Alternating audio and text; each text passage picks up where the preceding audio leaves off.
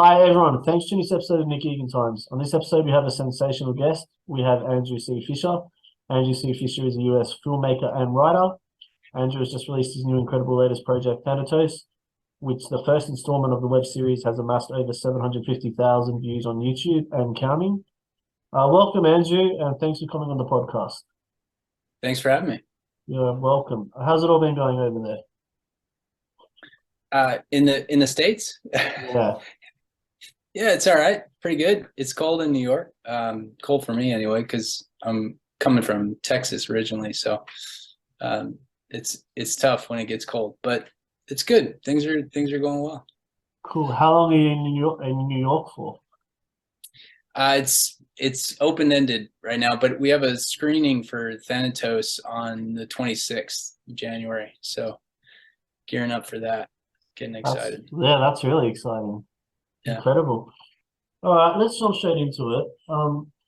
Take us back. Tell us about your life story, how you grew up, where you grew up, and yeah, like your family and how obviously the journey's begun for you. Sure. All right. Yeah. I originally am from the Gulf Coast in Texas, around Galveston area. I so yes, like I grew up right on the water on the Galveston Bay, and it was just me and my mom for a while. Uh, you know, grew up in a working class environment, and my stepfather, who's been with us since I was 12, he great guy, and but they're both um, in the world of working in the factory is like the highest level, the epitome. That was a big break for my mother when she got a job at the local factory. So it's just in a working class kind of blue collar environment, and so it's not real encouraging of the artist lifestyle. I didn't have a lot of, well, there wasn't money. By the time I was ready to go to college, there wasn't money for it. So I got a scholarship to go to this really small school in New York called St. Francis College. And I figured I'd go there, and I studied philosophy, but at the same time I was doing acting classes in the city. I was interested in performance and figured if I can get a scholarship here, then I might as well go to that and try to learn as much as I can in the city. And did that for a while, and everybody's telling me that I should be in film and television.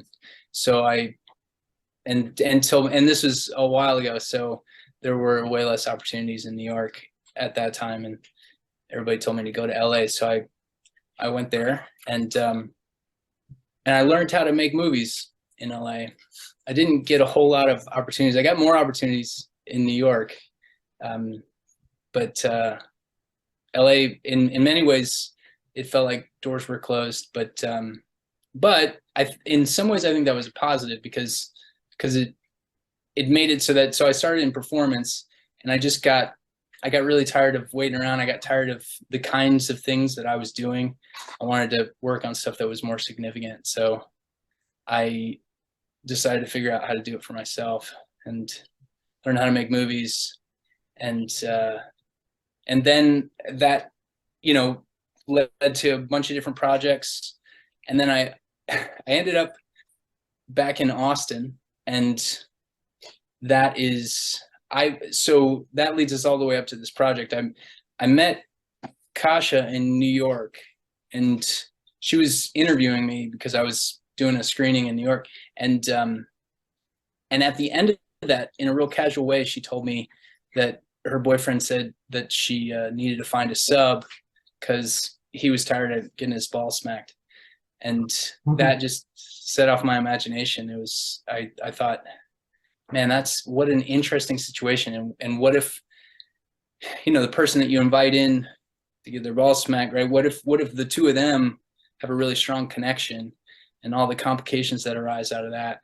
And so then I shot that a short film in Austin, and Kasha was good enough to come down and do the short film, and then we released it online, and was really surprised by the response. It was, you know, it was really, I've been doing this for a while. It was the first time that people outside of my friends and family were interested in what I was doing, and got a really great response from the kink community also, just that, and that was encouraging, just because they found it refreshing that it wasn't, it didn't feel like they were being exploited, you know, that it was just people, you know, a relationship movie or a relationship piece about people that happen to be into kink.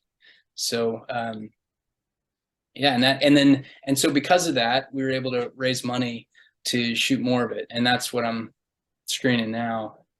That's the latest screening is going to be the continuation of that.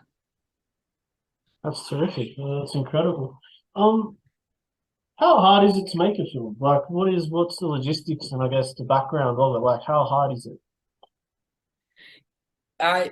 It's, I mean, it's hard. It's, you know, the hardest thing for me is getting talented people to come together and do the thing, you know, get them all in the same place at the same time, and get them to commit to working on it. That is the most difficult. When you don't have a fire hose of money, that to me is the most difficult thing. You know, there's been a lot of technological advances that I'm really grateful for. You know, a lot of the costs have come down, but that's still the most. And it kind of is a little bit of a. It irritates me a little bit whenever people talk about, oh, you could just shoot it on your camera, your phone or whatever. And it's like, yeah, you could, but you really need somebody that knows what they're doing. And you know, and you're not, if you do it yourself, it's not going to look great. And you know, who's helping you set up lights and all that. So it's, you know, there's just, you need a team of people that all know what they're doing to really pull off something that looks good. And a lot of times those people are busy. So that'd be the most difficult thing. That's great insights.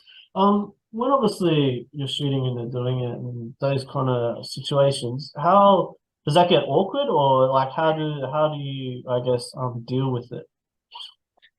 You mean like the BDSM stuff? Yeah, yeah. Yeah, I mean, you know, for me, for that first one especially, I really let Kasha take the lead in terms of, okay, well, how would this play out? She was our expert on set.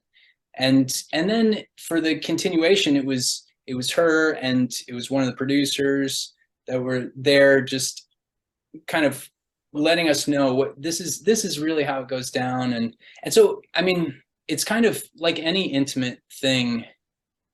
You got to make sure that everyone in the room is respectful and that they're not making things weird. And if they are, then they need to get out of the room. But for the most part, I think we were all, you know, it never got weird for me, and I didn't hear anything from anybody else. It's, you know, but you definitely have to be with people that you trust. And I've definitely made things. I've you know, just acted in things for people where, you know, you make sure there are like 2 or 3 people in the room, because you don't need any more than that. And otherwise, you know, if you have a grip over there that's just sort of gawking at everybody, then that makes things awkward. So if they don't need to be there, then they go. And, I get it. Yeah. yeah. You got to keep it professional. Yeah, and not to say, you know, it's not like it's not like any kind of stereotype. Grips are, you know, very professional if you get the right one, and everything's fine. But yeah, I would say, yeah, you just got to keep it professional. That's the main thing. Very enlightening.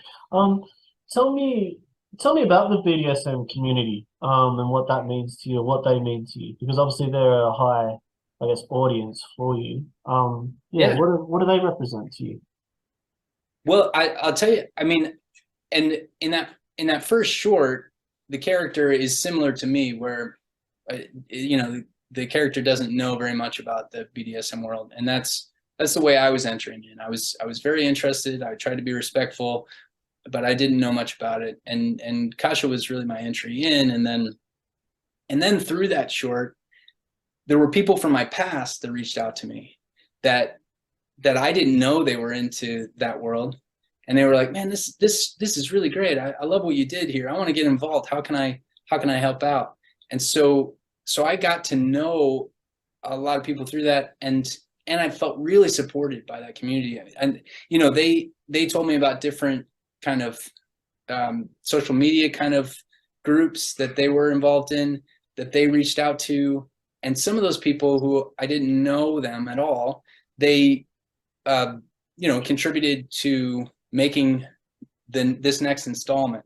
So overall, I've just felt really, really supported by that community, and really wanted to do right by them, and make something that they again felt like it's not exploitative.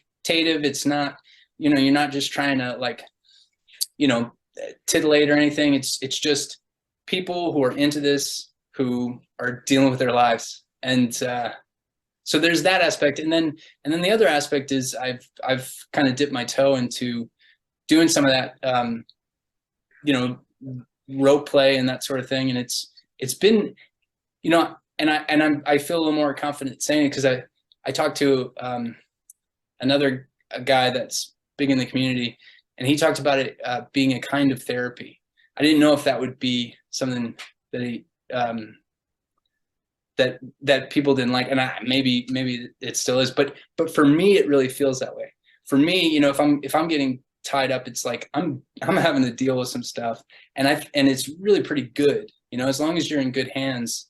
It's an intense experience, and it's something that's been really good for me to work through.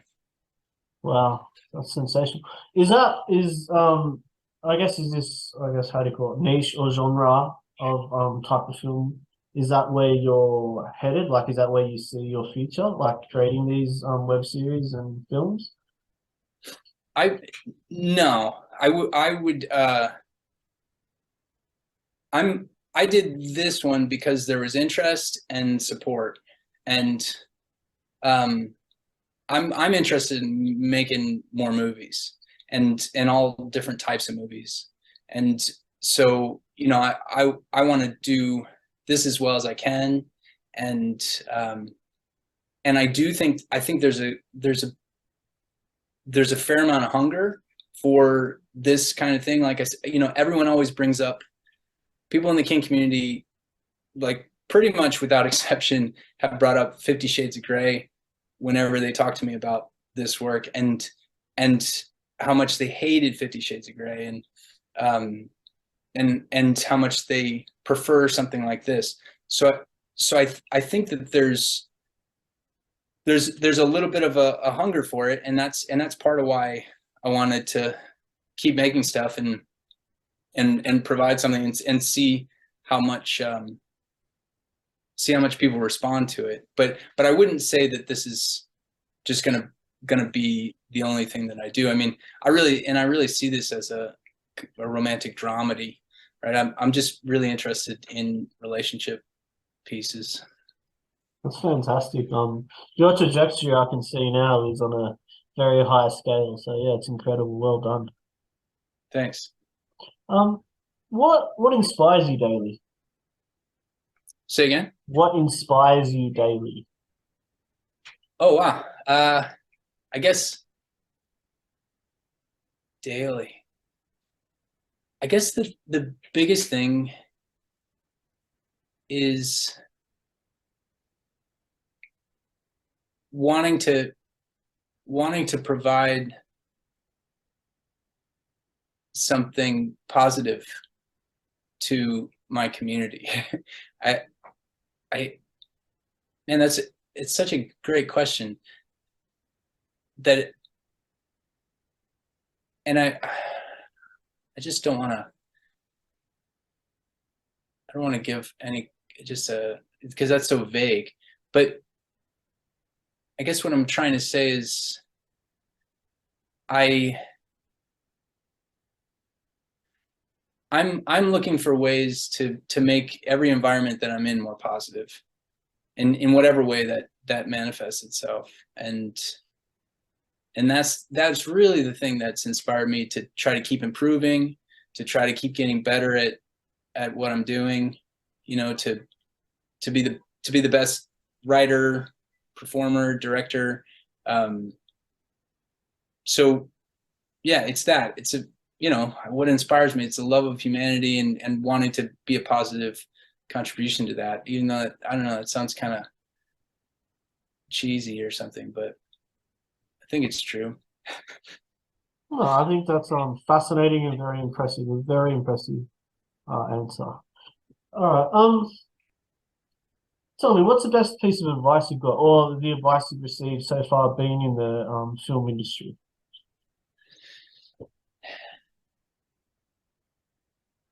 I always hesitate for this because you know, I'm not the, because I think everybody's journey is different, and I think that you know, if somebody was to look at me, they might say, well, who's that guy to give advice? But uh, I guess if, you know, if I could talk to myself as a younger man, I might say,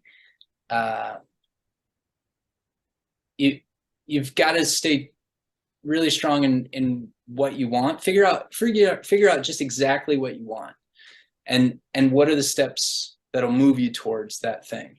And every day be refocused on what is it specifically that you want, because otherwise it's just going to be other people that are getting what they want through you, right? And you know, and that could be fine, depending on, you know, maybe you're just super content with that kind of situation. But I think if you're trying to be an artist, then you really have to get clear on your goals and always be working very, very deliberately and specifically towards those things. Great answer. If you were 18 again and you could change anything, personally or professionally, what would you change? If I could do it all over? Yeah, so say you were 18 again and you could change anything. It could be personally, professionally, whatever. What would you change? I'm so sorry. What was the first part of that? If you were 18 again and you could change anything, personally or Okay. professionally in your life, what would you change? Okay. 18, I would have gotten involved in the entertainment industry right away.